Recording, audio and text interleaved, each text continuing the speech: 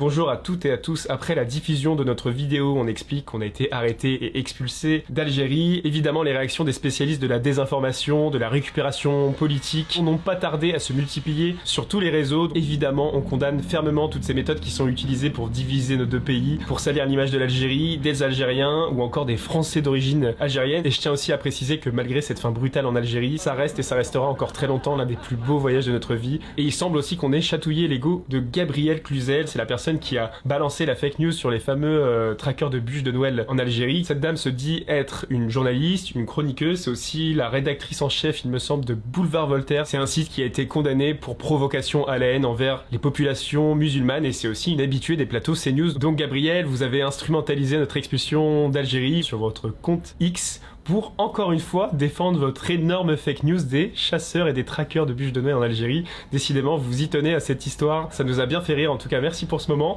Et pour étayer votre propos, que vous vous basez sur un article qui a été écrit par un séparatiste kabyle. Et dedans, il y a plein de désinformations aussi. Dans son article, il explique qu'on a surtout été interrogé sur des mouvements séparatistes du MAC par les autorités. Et il a aussi affirmé qu'on avait été arrêté simplement parce qu'on était français et qu'on voyageait en Kabylie. Donc la première information, c'est de la désinformation. Et la deuxième, ça reste à prouver. Donc le journalisme à la Gabrielle Cluzel, en tout cas sur cette affaire, c'est d'utiliser des sources non vérifiées pour étayer des informations non sourcées. Et on se disait, est-ce qu'il y a vraiment des gens comme ça qui s'expriment au quotidien sur la chaîne d'information la plus regardée par les Français en 2025? On veut bien sûr parler de CNews. CNews, ça a été créé en 2017. C'est 8 sanctions financières depuis, une cinquantaine de rappels à l'ordre de l'Arcom.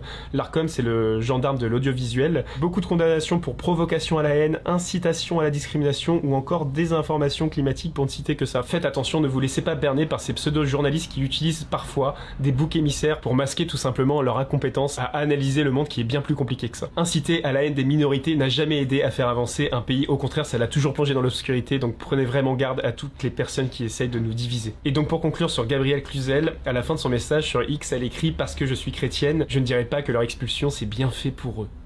Elle a vraiment dit ça. Moi je me demande juste si avoir un cerveau et être adulte ça ne suffit pas pour ne pas avoir ce type de réflexion de bac à sable. Donc s'il vous plaît Gabrielle, apaisez votre cœur. Et vous participez parfois, à travers vos propos, ou encore vos fake news, à diviser les gens. Et Gabrielle, je voulais aussi vous inviter à garder vos affirmations diffamatoires pour vous. On n'a jamais servi le régime algérien. On est juste deux voyageurs qui, contrairement à vous, vont sur le terrain au quotidien, bien loin des plateaux parisiens où on analyse peut-être un peu trop souvent le monde à travers des faits divers, des tweets, ou encore des prismes idéologiques préconçus. Quand on s'adresse à des centaines de milliers de personnes, chaque mot a des conséquences, donc essayez de le faire un minimum avec honnêteté, professionnalisme et dignité. Et par pitié, vérifiez vos sources, puisque c'est la base de votre métier. Alors bravo à Jérémy de Laine et Jerry donc pour cette vidéo. Je tiens à rappeler pour ceux qui n'ont pas vu ma vidéo précédente qu'en gros ce sont des vidéastes de YouTube qui vont dans des pays qui sont aujourd'hui un peu catalogués très négativement dans notre pays, voire en Occident en général, et ils montrent un petit peu le quotidien des gens là-bas, etc. Et ils se sont rendus en Kabylie.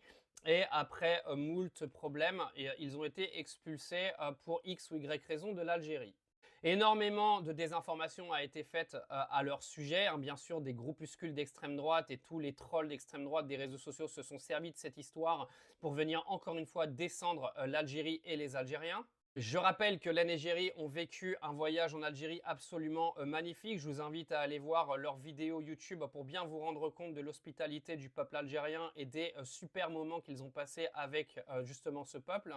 Mais bien sûr, le fait divers a pris dessus par rapport au reste comme d'habitude et une énorme désinformation a été faite de part des gens complètement débiles d'extrême droite comme d'habitude sur les réseaux, mais également de chroniqueurs sur CNews qui se sont targués de se servir de cette histoire pour justifier leurs amalgames absolument dégueulasses et toute leur propagande absolument dramatique qu'ils font depuis 2017.